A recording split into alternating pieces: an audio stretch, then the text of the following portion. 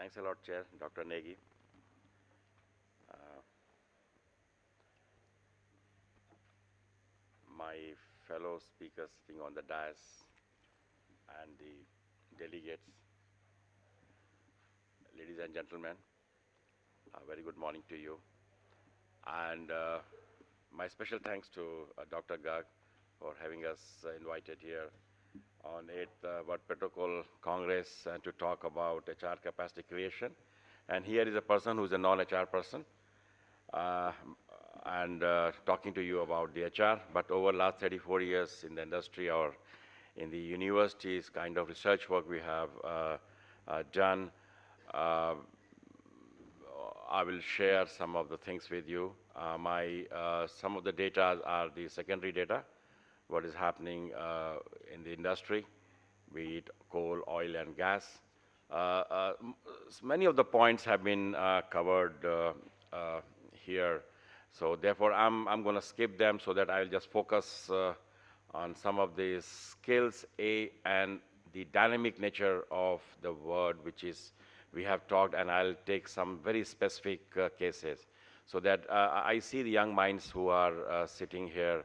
I remember way back in 1980, I was a student of Delhi University, and I was sitting, and that has changed me, and I went abroad to do my oil and gas technology course, and subsequently worked in Luke Refinery for many years, and then MBA, then I left everything, and they did my PhD. I said, okay, let me be a professor in a university. So you never know, a conference like this may trigger some of the young mind, because as India is, we have ample of them. The only thing we do, let me tell you the reality, we do create many degree, but are they degree employable? That's the biggest question. Because at the same time, we have to find what is happening in the industry and what are the changes happening within the industry. So as a university, we are the first one to start University of Petroleum Energy Studies in Dehradun way back in 2003. With 240 students, now we have 12,500. And this growth, we aim to target about 17 to 18,000 students. But our oil and gas and renewable energy students are about 25% of the total strength what we have. So I thought of talking about these challenges, and Madam Veena has covered it, so I'm just going to skip what are the issues we have it, and straight away, because I had planned for solar and hydro, water and the wind energy on the renewable, but I'm going to skip because the problems are almost the same. This is one of the research paper. I thought I'm going to skip it. Now, this is very important. What is the future? Now, on the left-hand side, it is shown, this is my secondary data taken from some of the consulting organization.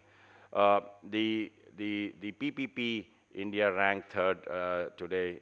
In 2050, we would rank second. That means our economy would grow.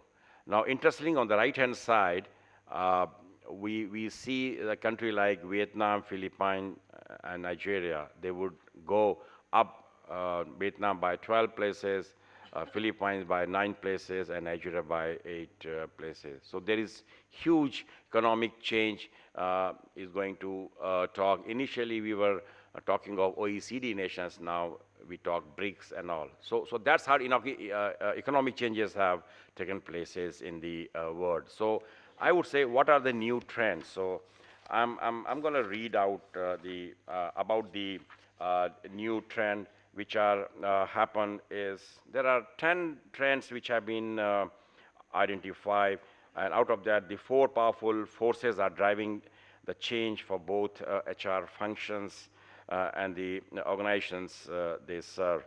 The first is the organizational design, the rise of team, design thinking, the crafting the employee experience. Now imagine the situation, the largest hotel company do not own a single room, Airbnb, or for that matter, your Ola.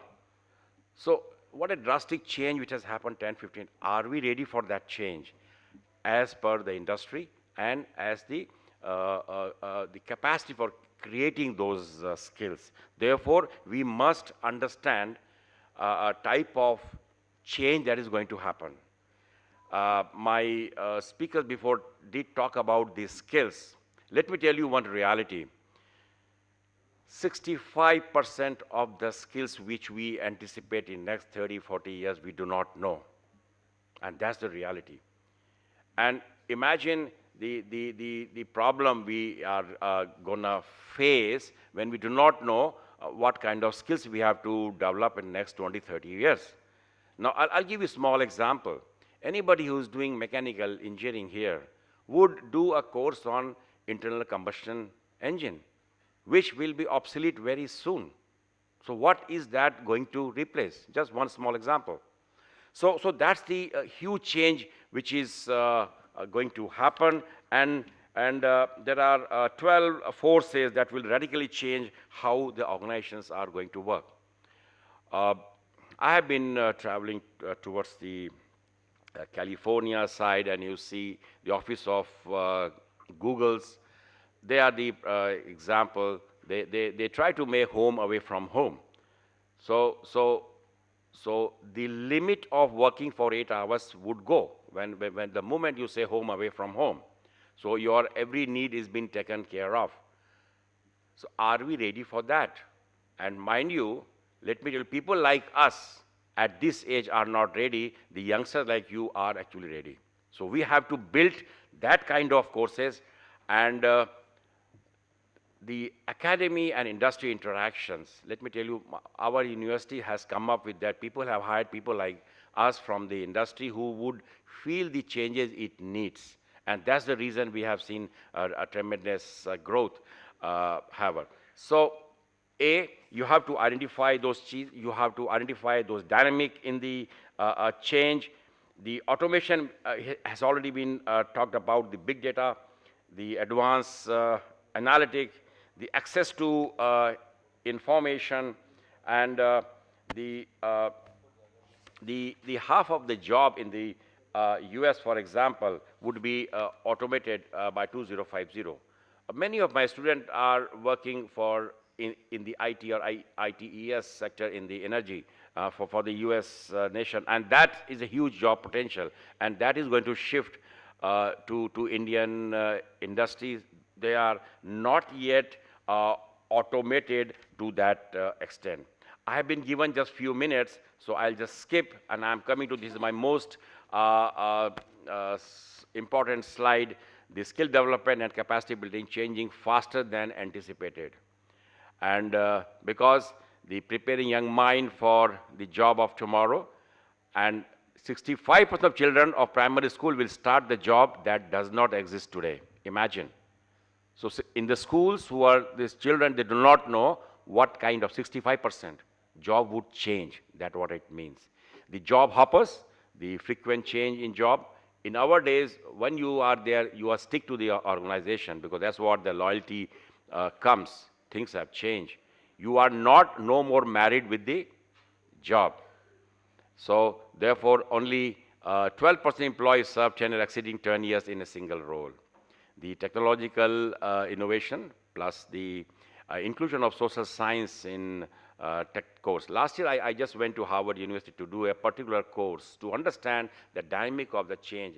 And I realized that when you have the social context attached to it, it really helps to understand. It helps to build that particular type of curriculum. Next is the design thinking, the transformation of existing condition into the preferred one, the creative innovation culture with the people, process, and the place.